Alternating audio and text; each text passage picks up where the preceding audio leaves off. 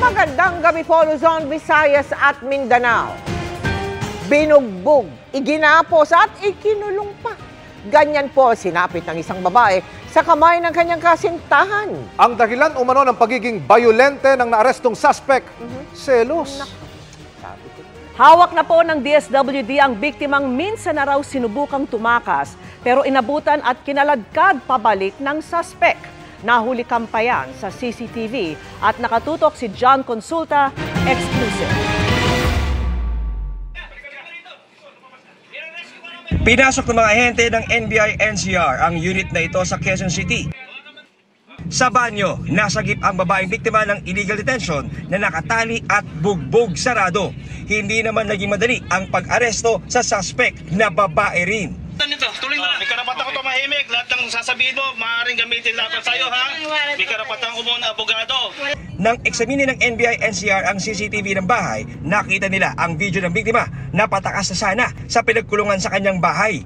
Pero hinabol siya ng suspect, inabutan at kinaladkad pabalik sa lugar kung saan siya kinulong nito. Tawag nila doon sa pamilya ng babae doon sa Cebu na natanggap ng kanyang minor de edad na anak, ay nakita ng anak na balutan ng masking tape yung mukha ng kanyang ina at lumalabas na sinasaktan nga po ito ng kanyang kinakasama. Lumalabas na bugbog yung mukha ng biktima, yung mother ng minor de edad. Tinakot niya na papatayin siya, itinali niya, hinampas ng niyantok. Napakarami pong pananakit ang isinagawa nitong subject.